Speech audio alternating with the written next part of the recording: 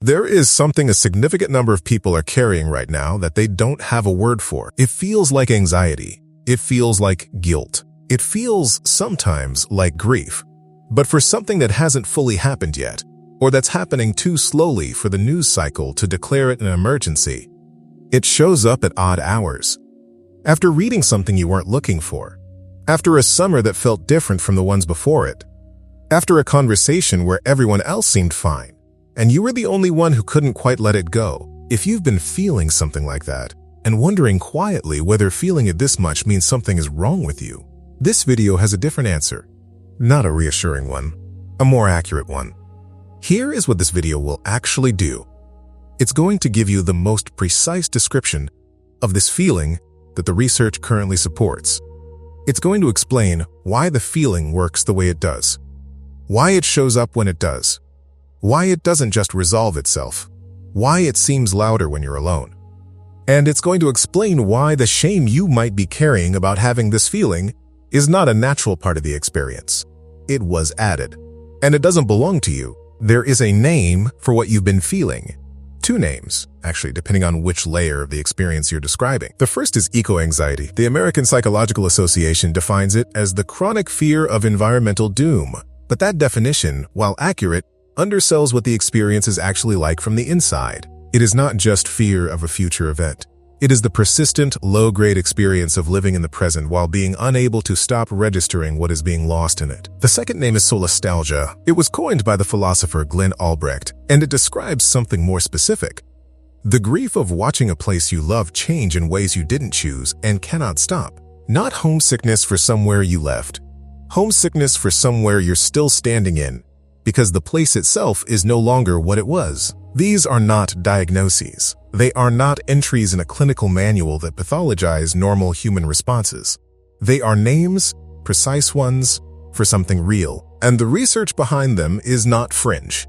The APA and Eco-America's joint report on mental health and climate change documented eco-anxiety across a broad cross-section of the American population, describing it not as a disorder, but as a rational psychological response to a real and ongoing environmental threat. That distinction, rational response, not disorder, is the one this whole video is built on. And it matters more than it might sound, because here is what naming something actually does. It doesn't make the feeling go away. It doesn't reduce the scale of what's causing it. What it does is end the specific additional suffering of feeling this without knowing that it has a shape, that other people carry it, that it is not evidence that you are broken. The isolation that comes from having a feeling no one around you seems to share is its own particular weight. And that weight is not part of the original experience. It is what happens when an experience goes unnamed. So let's name it.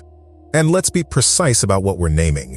And being precise means understanding something that most content on this topic skips entirely, which is why this feeling so often comes wrapped in shame. It is not enough to know that eco-anxiety exists and that it's common. Because the question that follows immediately, the one that keeps people in the shame loop, is, if this is real and rational, why does it feel so much like a personal failing? Why does feeling this way so often come with the secondary conviction that you are too sensitive, too online, too catastrophizing, too incapable of simply functioning like the people around you seem to? The answer is not inside you. It's structural. There is a concept in grief research called disenfranchised grief. It describes grief that has no recognized social form, mourning that the surrounding culture has not given a legitimate outlet, a ritual, a language, or even simple acknowledgement. The classic examples are grief over a pet, grief over a miscarriage that happened early, grief over a relationship that wasn't officially recognized. These are losses that are real and that produce real grief, but for which the social scaffolding doesn't exist. So the person grieving carries it alone, and the aloneness gets misread by themselves and by others as evidence that the grief is disproportionate. Ecological grief is disenfranchised grief. The grief of watching species disappear. The grief of a coastline altered beyond recognition. The grief of summers that used to feel different, that a child you know will never experience the way you did. These are real losses. They produce real mourning. And the culture has given them almost no legitimate form. There is no ritual for it. There is no recognized period of mourning. There is, in most ordinary social contexts, not even permission to name it as loss. And into that void, that absence of legitimized form, shame moves. Not because you are someone who is prone to shame, but because when a real experience has no external validation, the mind tends to locate the problem internally. If no one else seems to be grieving this and you are, the available conclusion is that something is wrong with you. That conclusion is wrong. But it is structurally produced. You didn't generate it. The absence of a container for the experience generated it. And this is where naming it stops being an abstraction. Naming it correctly is not about making excuses. Naming it correctly is about stopping the secondary injury, the shame about the feeling. So you are only carrying the original weight, not the original weight plus the belief that the weight proves something wrong about you. Those are different amounts. And you have been carrying both. Here is the central thing this video is trying to say. And it is worth slowing down for it. Anxiety, in its clinical sense, is a fear response that is disproportionate to the actual threat. The nervous system fires as if there is a danger that isn't there, or that is far smaller than the response suggests. That is not what eco-anxiety is. Eco-anxiety is a fear response that is proportionate to a real and documented threat. The nervous system is not misfiring. It is reading a real signal and producing an appropriate output. The research on this is careful to make this distinction. Susan Clayton's work on the psychological impacts of climate change describes eco-anxiety not as pathology, but as a signal, the emotional output of someone who is accurately perceiving the scale of a real situation. That is different from a disorder, profoundly different. A disorder is when the internal response does not match the external reality. What most people carrying eco-anxiety have is an internal response that matches the external reality very well, and a cultural context that keeps telling them the match is a malfunction. It isn't. There's nothing wrong with you. You are not someone who feels too much. You are someone who is paying attention, and paying attention to something real. Those are not the same thing. The distinction is not reassurance. It is the most accurate description of your situation that the research currently supports. And here is what that means for the specific way you've been carrying this. The feeling you've been privately describing to yourself as anxiety or guilt or hypersensitivity or an inability to cope is actually closer to something else. It is the emotional experience of caring about something real in the absence of any adequate social container for that care. It is grief, moving through a person who was never given permission to grieve. It is fear in someone who was told the fear was disproportionate when the data does not support that conclusion. It is the specific exhaustion of being awake to something that the people around you treat as optional or abstract or someone else's problem. That cost. The exhaustion of caring more than the environment around you seems to gets named here because it is real, and most content does not name it. You have been carrying something genuine. The problem was not that you were carrying it. The problem was that you were carrying it alone, without language for it, and with the additional weight of believing the carrying itself was evidence of dysfunction. It was not. It is not. If what this video named is something you want to work with more carefully, not just understand, but actually move through, there's a structured resource in the description built for exactly this moment. It's a 7-day guided practice designed for someone who has just started to understand that the guilt and anxiety they've been carrying isn't entirely theirs to carry. Not a productivity challenge. Something slower. Something more honest than that. The link is in the description and in the pinned comment. So what actually changes when you correctly identify this feeling? Not the scale of what's causing it. Not the complexity of what to do about it. That is a longer conversation, and this video is not pretending to be it.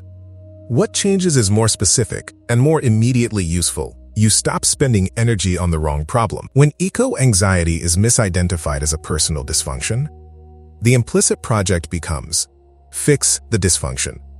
Manage it down. Think about it less. Be more like the people who seem fine. That project is not only exhausting, it is working in the wrong direction. Because the experience is not a dysfunction to be managed. It is accurate perception of a real situation. An accurate perception correctly held is the beginning of something, not a problem to be solved. The question shifts. Not how do I stop feeling this, but what does someone do with accurate perception of a real situation? Those are genuinely different questions. And the second one is the one worth asking. This video isn't going to answer the second question fully. Not because the answer doesn't exist. It does. And it's the subject of a longer conversation, but because the first work is the work this video just did.